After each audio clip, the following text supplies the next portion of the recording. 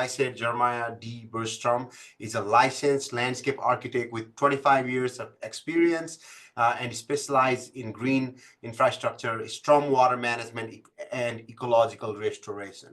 He's currently a faculty member at South Dakota State University, where he teaches landscape architecture and conducts training on green infrastructure strategies. Other presenter, Brooke Maslow, is not available today as he had something else going on. She couldn't be here, but then Jeremiah will present both of their slides here and teach us about how can we create flood resilient landscape in our community. All right. So everybody can see that. Shtal, you're good. We're good on that? Yes, we are good with that. All right. Well, thank you so much for that introduction. I really appreciate it. And thank you for having me here today. I'm really looking forward to sharing some of our work with you all. So the presentation is kind of broken up into 3 parts. Typically, my colleague, Dr. Maslow, takes the front end, and we kind of give an overview of why we're doing this and what landscape resilience is, and how we got involved, and how we think about landscape resilience in the sense of managing flooding in the landscape. And then we'll transition into a section where I will go over a couple of case studies in our work in Woodbridge, New Jersey. I am now in South Dakota with South Dakota State, but I worked for 20 years in New Jersey, and I spent the last 10 years in New Jersey working for Rutgers Cooperative Extension, where I met Dr. Maslow. And we started this work in 2015 and have continued onward, even as I've moved on and now teach primarily. I'm a teaching appointment here in South Dakota, teaching in the landscape architecture department. But we continue to do that work. And then I will wrap up the end of this presentation with a short little commercial on the manual, the guidance document that we authored and completed late last year. And that is, I believe, how Shtal found us. He saw that document, and it is available. So I'll show you how to get a hold of that if you're interested in learning more. So thank you again. Again, this work is focused in New Jersey. That's where I was from, and we worked together. But I think, and we think that the principles and the guidance that we share here really applies to any landscape anywhere that is experiencing flooding and changes in flood and precipitation patterns as a result of climate change. So let me just jump right in, make sure I'm clicking all the right windows. There we go. All right. So New Jersey. So despite being a relatively small state, New Jersey has almost 1,800 miles of coastline and close to 6,500 miles of rivers. This image here on the right is a map we've created showing all the flood zones across the state and along the coast. And as you can see, there are very few places that would be considered high ground in the state. About a third of the state's total land area is developed, and much of that land is found within or in close proximity to these flood zones. And as we all know, flooding, infrastructure, and housing are not a good mix. And so most municipalities and most communities in the state have been affected by flooding. To throw some numbers at you, New Jersey also ranks in the upper half of the United States in terms of casualties and property damage resulting from flooding. And these images here on the right are from Hurricane Ida that hit New Jersey in 2021. And as we all know, frequency of flooding events is increasing. This graphic here on the right illustrates the average number of flood events per year up and down the East Coast in major communities up and down the East Coast. And it starts in the 1950s and it ends in 2015. We've circled the New Jersey entries for Sandy Hook and Atlantic City here on the page. But the pattern is largely consistent and the same across these coastal areas. We're seeing an increase in the frequency of these flooding events in the last 10 to 15 years that we saw 50, 60 years ago. And again, a 2028 report by the Union of Concerned Scientists estimates that 25,000 properties in New Jersey are at risk of chronic flooding. And by 2035, that number jumps up to almost a little over 2,000.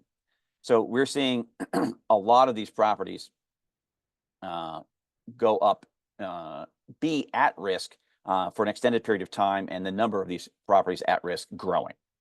But when we think of flooding, most people think of these catastrophic events, the Hurricane Sandy's, the Hurricane Ida, the Hurricane Irene, and they think of these images of dramatic flooding impacting homes. This upper picture on the left is the New York subway following hurricanes Sandy, and we had the bridge in the upper right where that got taken out during the flooding and the tidal surge as a result of Hurricane Sandy as well in New Jersey.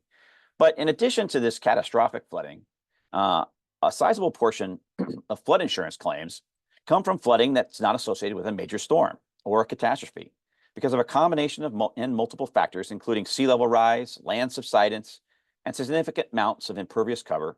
Flooding after even typical rain events or high tides has become the norm. And so we are recognizing that a managed retreat from flood zones is a necessary component of successfully dealing with the effects of climate change, particularly in getting people out of harm's way and allowing the water a place to go. And so we focus now a lot on this idea of resilience. But what exactly is resilience, and how do we make communities more resilient? We think community resilience starts by looking at resilience in three components. Thinking of the economic resilience, thinking about the social resilience, the ability of those communities to cope and deal with these risks, and ecological resilience. And all three of these, the economics, the ecology, and the social communities, need to be in balance, and we need to think about all three of them at the same time and integrate them together as we're planning and moving forward towards a resilient future.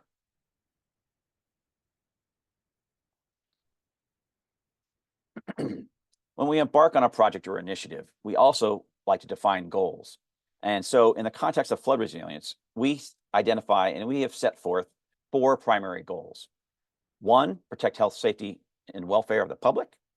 Goal 2, protect property and infrastructure. Goal 3, enhance integrity and the function of natural areas. And Goal 4, empower the community.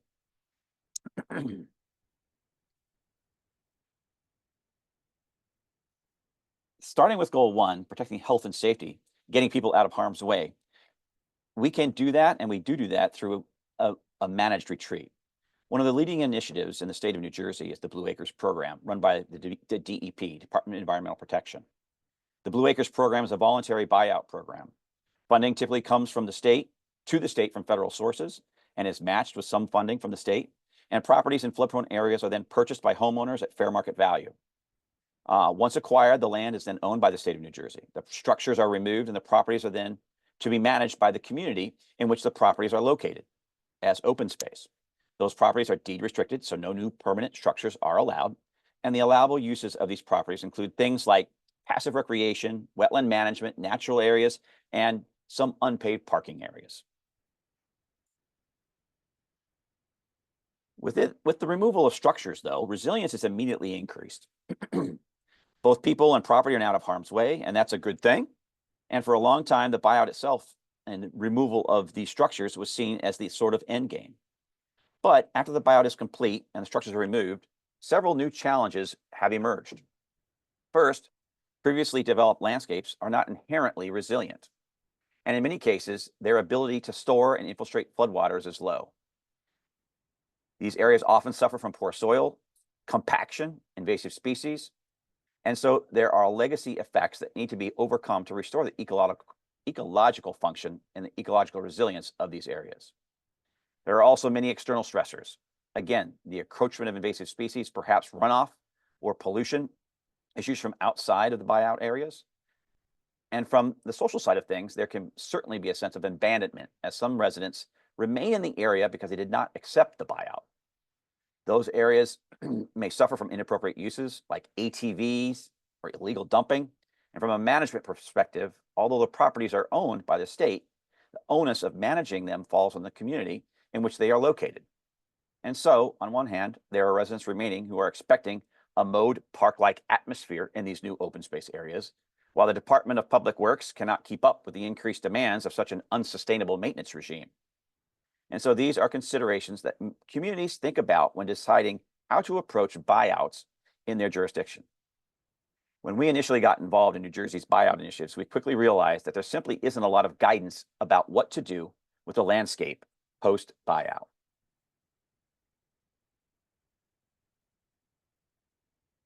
So we've come together, a team of ecologists, engineers, and landscape architects, and we've designed and implemented resilient landscape projects in New Jersey for several years now. And so to move forward, we're going to share a few of our case study projects and give you an example of how this has happened and how this has kind of moved forward for us in these projects. Give you a few lessons learned, both pro and con. And so we're going to take you to Woodbridge Township, New Jersey. We began work with them in 2015 as a result of both of these storms. These two storms had very different tracks and very different impacts on the community of Woodbridge. Hurricane Irene came through in 2011. It came through and it hit New Jersey as a category 1 storm. It dropped 10 inches of rain inland in New Jersey. And that inland water then rushed down and flooded out streams and rivers and properties from upstream areas. And then in 2012, a little over a year later, Hurricane Sandy hit. And as you can see on the map here, Hurricane Sandy took a left turn and came and hit New Jersey head on. And with it, it wasn't the flooding from rainfall that impacted it, it was the tidal surge. Hurricane Sandy resulted in 6 to 9 foot storm surge, 8 inches of rain, and 80-mile-an-hour winds. And all of that coming directly from the coast and pushing upstream, that rather than coming downstream. And so the town of New Jersey, the community of Woodbridge, New Jersey, located approximately here on both of these maps, was impacted both from upstream flooding as well as downstream flooding in back-to-back years. The community of Woodbridge is only about 30 miles from Manhattan. It's located right along the Arthur Kill, across the Arthur Kill from Staten Island. It is a bedroom community, about an hour train ride from Manhattan, with about a little over 100,000 people. One of the most populous communities in the state. And it is a community that is growing. But as a result of all that flooding, the community became proactive and got involved and engaged with the Blue Acres program. There were many homes and many structures that were damaged beyond repair. And homeowners were struggling with what to do. And the community was struggling with what to do. And so they embraced the Blue Acres program and over the course of several years acquired over 200 properties through that voluntary buyout process. I'm going to focus here on the community and the neighborhood of the Watson-Crampton area. This community had over 150 properties that were purchased through the buyout process. This is the largest concentration in the community. And you can see here in these two images, if you take a few minutes to look at them, the one on the left shows the community and the neighborhood prior to the buyouts, prior to the flooding that happened in 2011 and 2012 as a result of Hurricane Irene and Hurricane Sandy. And then on the right, you can see an image of what the property area and the project area in this Watson-Crampton neighborhood looks like now as a result of the buyouts. Most of the homes are gone. You see a handful of holdouts, folks who will not leave. Debbie's one of them. She comes out and visits us every time and tells us all the things we're doing wrong as we're trying to restore and reclaim this flood-prone landscape. And there are a few homes in here that still have come out over time. But again, a number of these homes were removed through that voluntary buyout process. All right. And this is where we have really focused a lot of our work over the past several years.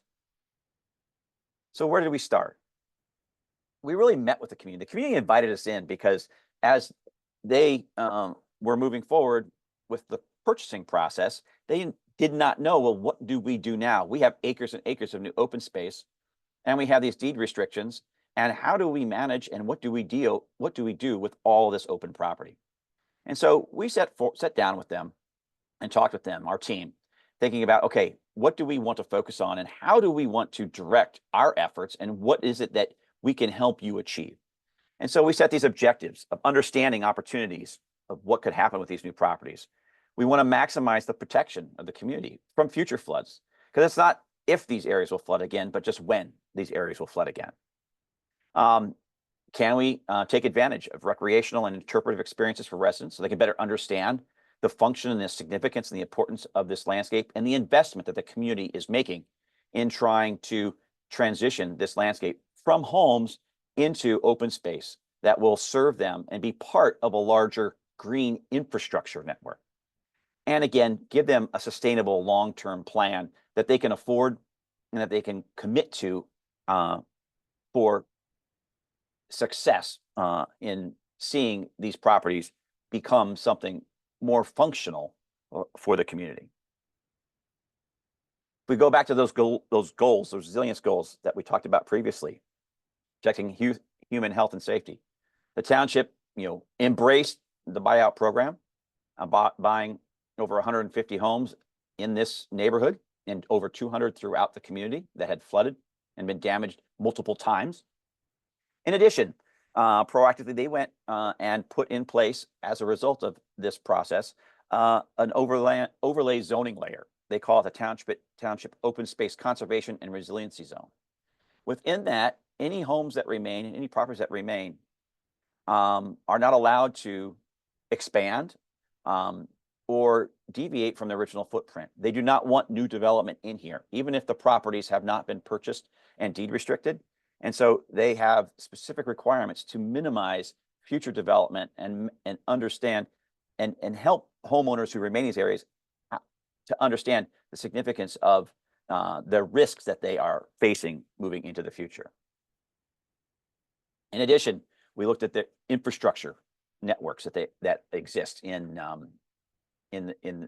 this zone, in and around those areas. We worked with the community to map all their stormwater infrastructure, looking at existing wetlands and drainage ways, understanding the topography, where is that water going to go, and what is going to happen and what could happen in that flood area that we had mapped previously.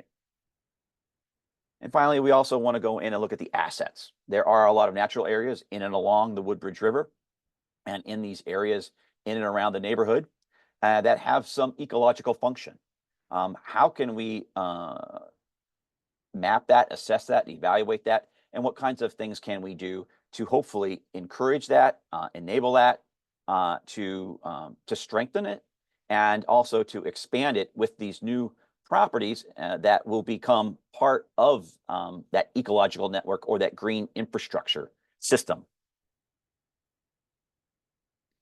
And so finally, our last goal is to empower the community. So taking all this information and all this work and the collaboration that we have with the community, we created a plan. This is our restoration plan for the Watson Crafton neighborhood, a very conceptual plan of where habitats should be, what kinds of activities could happen, where we could think about integrating some trails and recreational amenities, as well as thinking about managing overland flow and stormwater runoff and non-point source pollution from adjacent and surrounding urban areas. And with that, we dug deeper. We got into it a little more detail, working over the years to come up with specific areas where we would go in and we would do specific plantings and specific establishment and or restoration of key habitats, key plant communities, and also the addition of these some stormwater best management practices and even a stormwater wetland. So we have water is coming through this landscape. Where do we put it?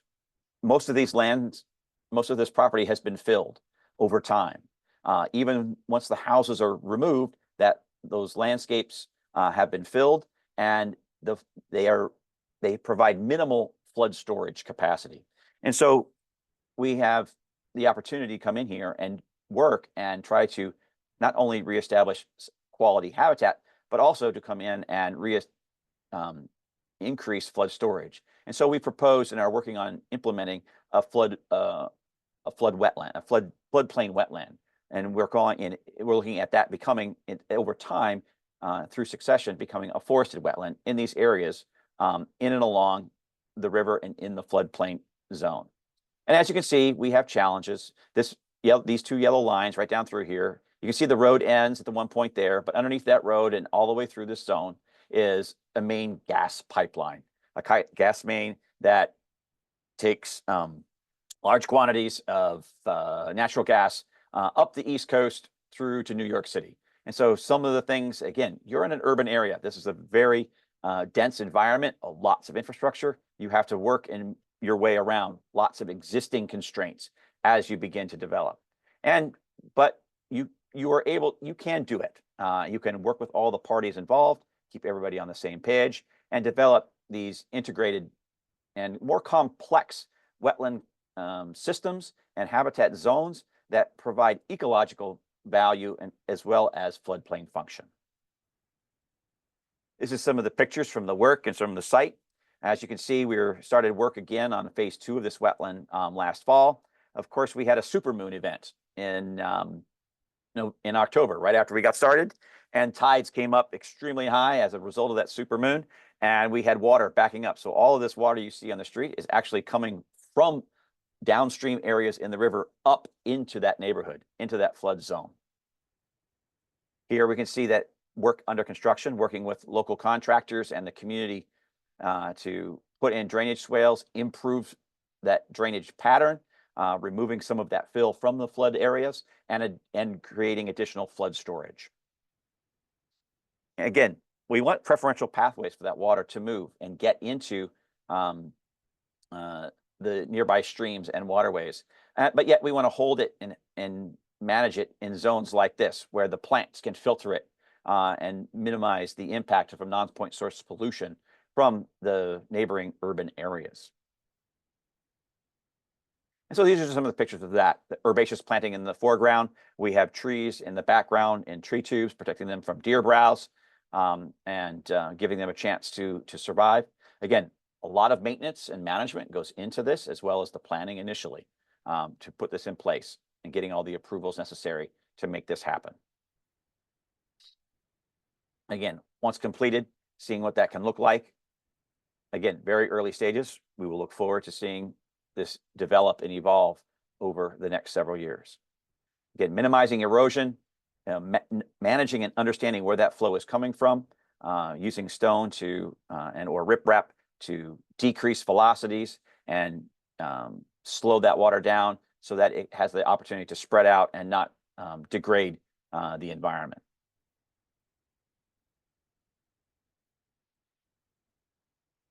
In addition to the stormwater wetland, we also we're working on managing urban runoff from adjacent areas. At the end of Clare Avenue, you can see we removed the road. In this shape here, we have installed a rain garden or a series of bioswales. Stormwater is currently flowing down Clare Avenue. There is no stormwater inlets or drain pipes currently.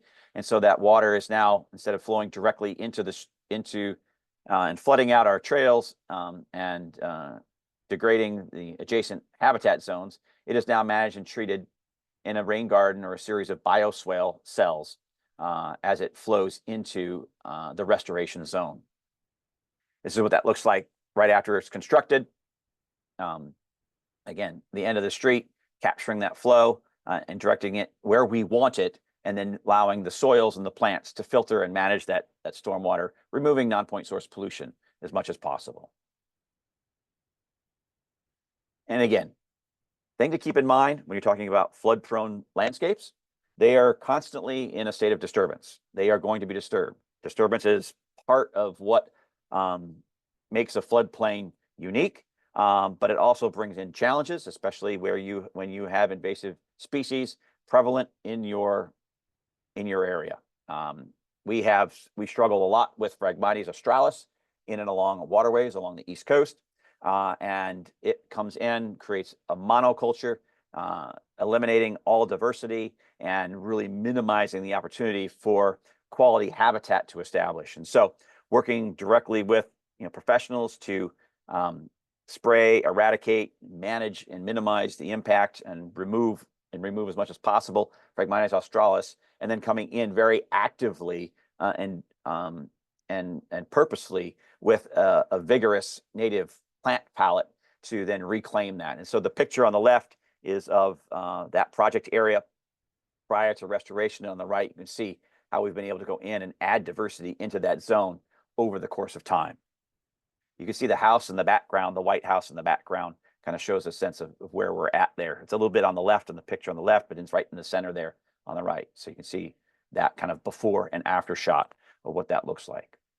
And these are very purposeful and very deliberate interventions done at the correct time of the year, and understanding the ecological processes of the plant material as well as the hydrology is really important when you're planning and preparing for these types of restoration programs. And we are seeing wildlife coming back in, especially with our monarch butterflies on our milkweeds, wherever we can, monarch butterfly larvae. And again, going back to that concept, that conceptual plan that we envisioned, one of the things we really do struggle with is that people still live here and near here. And people don't understand what this transition is all about. And so a lot of what we need to do is really negotiate and be willing to have dialogue and conversation with neighbors and with the community as a whole to understand the value and the significance of this work and the investment that the community is making. And one of the things that people expect when you tell them you're making a new park is that it's going to look like a golf course. You're going to have mowed turf grass everywhere, and it's going to look and feel like a manicured landscape. And that's not appropriate for flood-prone restorations and flood-prone landscapes, flood restorations and flood-prone landscapes. And so we have to get them comfortable or let them understand why we're not doing that, why we're allowing meadow and installing meadow areas and woodland areas and wetland areas to establish in this location that used to be where their neighbors used to live. And so defining the edge between the urban and the wild is something that we've had to negotiate and be very deliberate about. A lot of people do not like having the wild, that natural landscape right up against their back door and their backyard. And so we've implemented a management zone between the native or natural plantings that we are installing and to increase habitat value, increase flood storage and capacity. And we have this edge that we do mow and do manage and maintain, and then define that edge with a landscape tree planting. And so we have this gradation of management happening away from their backyards, where we do fairly have regular, active, and routine maintenance. Then we have less management, and then we have the wild. And so what that kind of looks like as we move forward, you can see here the picture on the right. You have the private property on the right. You have this management zone, and where we do mow and manage and maintain, and we have these trees defining the edge. And beyond those trees, we are to minimize and have no mowing. Sometimes not everybody follows the rules, including our management folks. We have to retrain them every year when they change staff. And we also put up signs I'll show you here in a second. A few other before and after pictures. Keep an eye on the utility pole right in the center of the screen here. This is a before picture of Watson Avenue prior to the buyout and restoration process. That utility pole right there, keep an eye on that. This is what it looks like in the past year. All right, those homes have been removed. We've now established meadow in those areas. That landscape has changed dramatically. The road removal is very dramatic when that happens, but it's something that really needs to happen, and it gives the town an opportunity to eliminate some of that infrastructure that they have to manage and maintain. Another project we did, this was a wetland restoration area. This site here had an asphalt basketball court on it. The asphalt was not in very good shape because the soils are wetland soils. It's a flood-prone area. The soils did not support it, and it wasn't installed properly. We've removed that area, that asphalt. And if you keep an eye on this window back here in the building back here, you can see what we were able to create today. This picture was taken in the summer, showing that as a much more diverse and high-functioning wetland.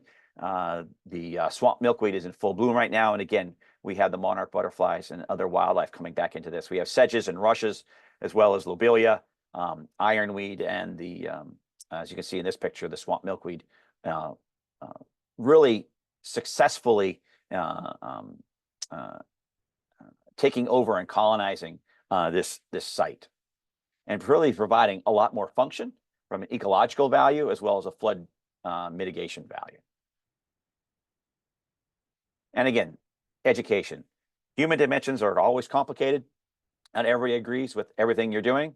And so we need signage, we need understanding of what boundaries are in these landscapes. And that can be very challenging for the community, especially political officials, and accepting that this is a change that needs to happen, and this is what that needs to look like moving forward.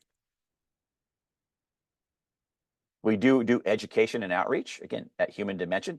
How can people are not going to understand it if we can't communicate to them in some way, providing some education. These are signs that we've designed with students and staff in our programs to educate folks about things that they can look for and the benefits of the habitat and the flood zones that they are reestablishing in and along the river. So again, the work we do has many layers to it and requires a lot of interaction at many different levels with a broad sector of community constituents. And again, we want to look at the bigger picture. We want to tie what we're doing at any particular site into a larger dialogue about opportunities for the community. And in this image here on the side, on the right, the area we're talking about is right here.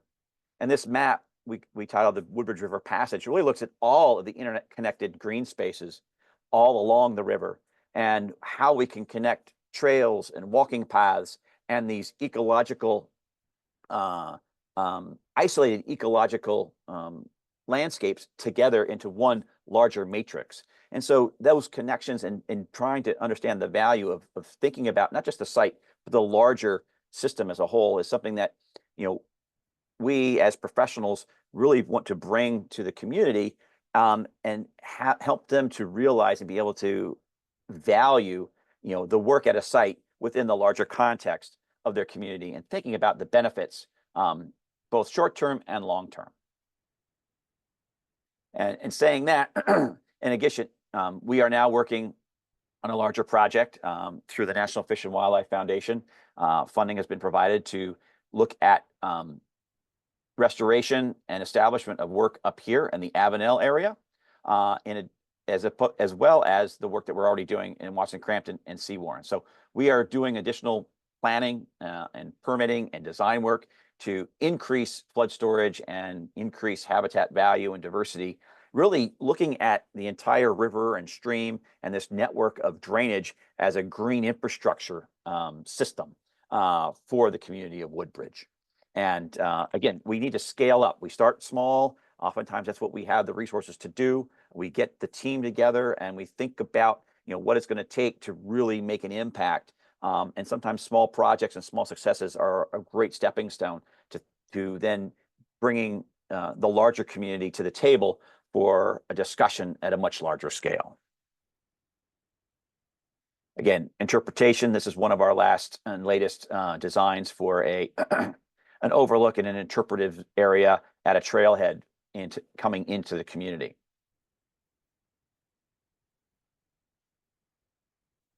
All right. Okay, to wrap this up, a little bit of a commercial. So this is the manual that you all found, hopefully, and this is a primer for New Jersey. We were funded through the Resilient New Jersey program out of New Jersey Department of Environmental Protection in 2020 to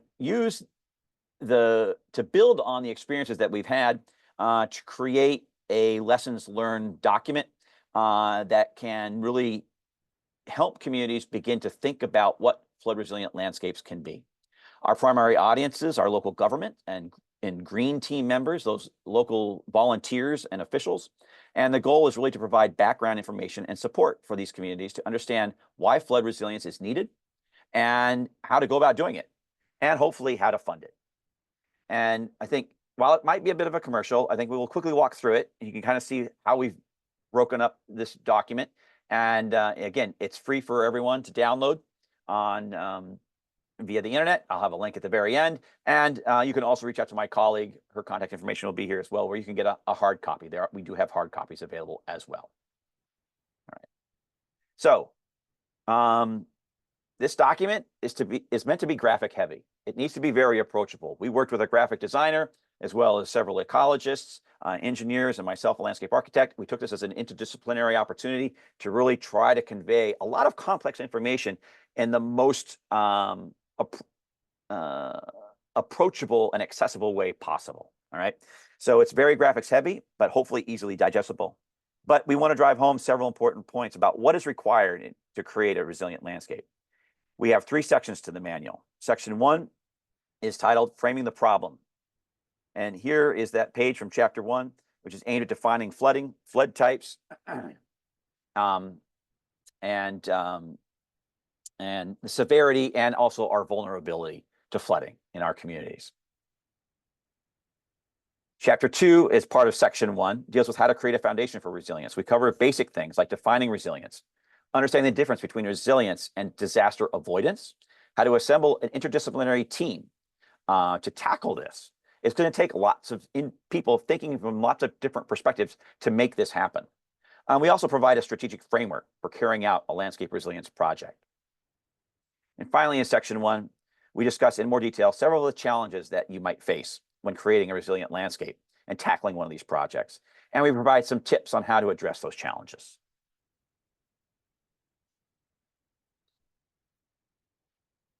In section 2, we spend a good deal of time on ecology. We want folks to understand how flood-prone landscapes function. They're supposed to flood.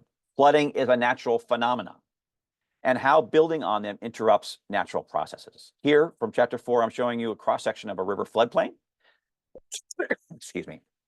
On the left-hand side, we present the floodplain in its natural state.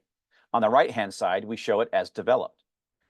Along the bottom of the image, we label it, defining the natural floodplain zones, while above the image, we label it, defining those same areas, but with the regulatory terminology. And we have these cross sections for many different flood-prone landscape types. This understanding of function and the natural function of things along the bottom, in contrast to the language that people hear from a regulatory perspective all the time, whether it's FEMA or the state level. We needed to bring those together so people could see them and we can interpret them, and they can understand the significance of the differences of those different zones and the things that are happening in them.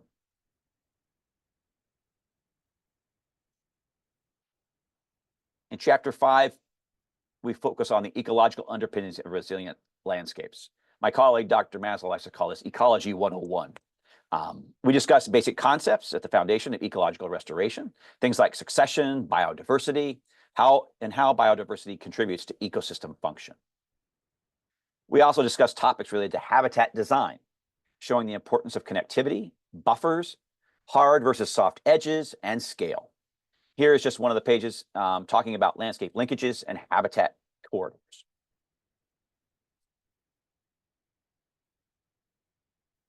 Moving on to section 3. Section 3 is very heavy on design and implementation.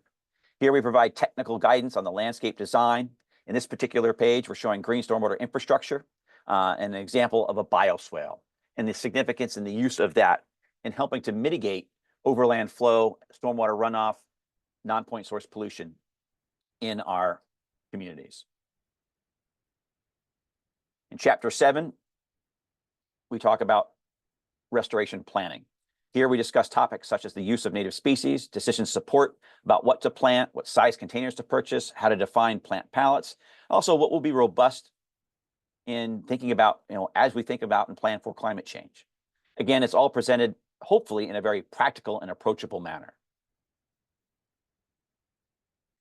And we also dedicate a chapter to monitoring and maintenance, both before implementation activities and after, as this 2-page spread here shows. We discuss site preparation, soil amendments, planting, and plant protection strategies. And we end the chapter with a series of graphic timelines to show the process of change, going from the first year to the 3rd year or the 4th year of a meadow, of a wetland, of a woodland. And finally, we end with a chapter on why investing in landscape resilience is important. And we highlight several programs that provide funding to support landscape resilience projects. And we talk about them in order of magnitude, from small volunteer-driven projects to community-scale projects like parks to more regional scale and large scale projects that might require federal assistance and funding. Things like we're currently doing with the National Fish and Wildlife funding at a very large scale. So again, the document is freely available online. We also have copies in print. You can reach out to my colleague, Dr. Maslow. Said you ask if you were, let her know you were participated in this webinar, send her some contact information, and she should be able to get you a copy of the manual, hard copy. But you can also download it at this link here also. So with that, I will wrap up, and we have time for questions, I believe. 40, I said 40 minutes. It looks like I'm at 42, so not too bad, I hope. Well, you did good. We started about 2 minutes after, so you did perfect. 40 minutes. All right. That is a perfect timing. Okay, there's 3 questions that we have in the chat that we'll run by Jeremiah to answer. Okay. First one was, has eminent domain ever been used in these situations instead of voluntary buyouts to accelerate the process? So that was earlier in the presentation. Yes.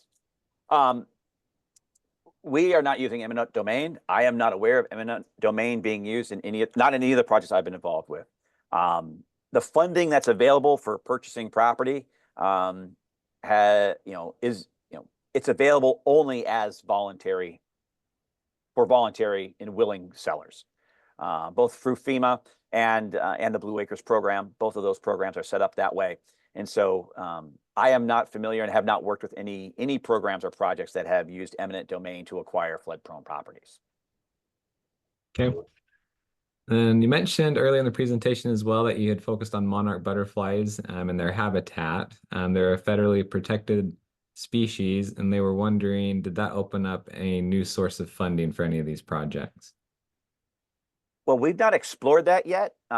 Again, our focus is on increasing habitat and diversity. The monarch butterflies were something that we were excited to see, and we've not capitalized on that yet from a funding perspective. So that's something that, again, these projects and this work started several years ago. That latest push on really focusing on monarch habitat enhancement, restoration, and installation. We've not capitalized yet on that, but again, it's another avenue. As again, lots of different ways of funding these types of projects. We have tree funding projects, we have habitat projects, we have stormwater mitigation projects through things like Section 319H.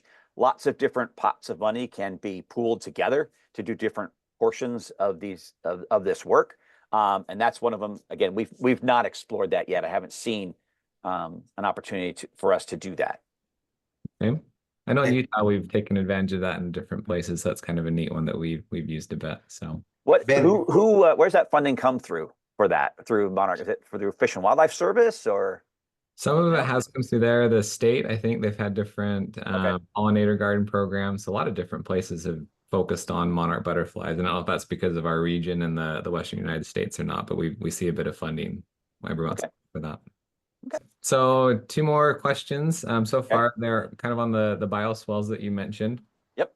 They're a little bit longer, so I'll read them. But bioswales are a common solution here in Utah as well. However, the solution has a few drawbacks in our area because much of Utah used to be a former lake. Because of that, we see some areas that have a bit of clay in the bottom. So they mentioned that you don't have to dig very far before you find the clay, and that water will accumulate, and we don't have a fast infiltration rate, and because of that we can see mosquitoes and Phragmites. Did you have any other possible solutions or things that you guys have used besides a storm drain? We typically and actually here, once I came to South Dakota, we have clay as well right near the surface, and so we have very clay soil. So thinking about those types of green infrastructure tools, rain gardens, bioswales, things like that, where we want to try to infiltrate the water, it's a real challenge. For most of our projects, especially even in urban areas, even if we do have good soil conditions for infiltration, unless they're great conditions, we will typically install a perforated underdrain in almost all of our bioswales and or rain garden projects. We will put a 4-inch perforated pipe, 1.5 feet, 18 inches to 2 feet down in a stone-lined trench, and allow that water a preferential pathway to once it's been filtered through the soil and the plants, that remaining water to leave that rain garden or bioretention area.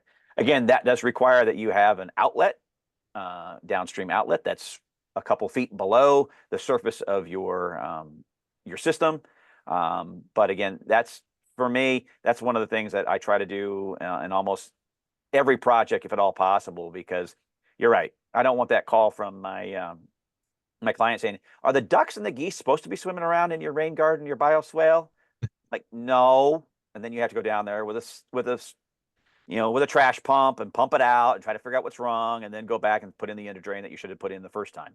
Not that ever happened to me or anything like that, but yes. So yeah, those infiltration practices need to be designed specifically for the site and the soil conditions. And yes, they can be very challenging.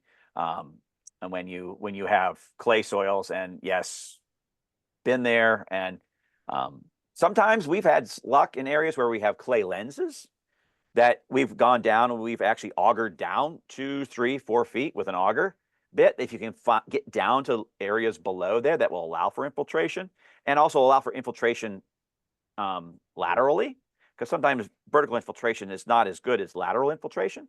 And if you can auger holes in the bottom of your bioswale and then fill those with gravel, and then those will provide some additional benefit and relief from ponding. But if you have solid clay for 3 or 4 feet, then you're going to need another outlet for removing that water. Awesome, thanks. Okay, and then another one. This is from a resident that used to live in West Texas, which is also dry, and they do get some flooding rains. But it can become a habitat for grasshoppers, which causes a lot of complaints from nearby residents. That's more of a comment, but that is something I think we definitely need to consider. Is, are you creating a habitat for something you may or may not want? And it does vary a lot, especially even in, I know, New Jersey, but Utah for sure, because we have so many different climates, and it's a little bit different everywhere you're at for sure. Yeah, and again, for those of you who are, those projects and that work is specific to that region of the country. And yes, there are things that will probably not be adaptable in terms of the project work that we're doing specifically to your region or the community and the landscape you're currently living in. But we hope the principles and the process of how you get through and to a resilient landscape project do translate, and you can take that process and go from there. That's right. And build on that. Awesome, thank you. I think you got all of our questions. I think that is all, right? And with that, thanks everyone. Thanks, Jeremiah. Appreciate it. Hey, thanks, guys.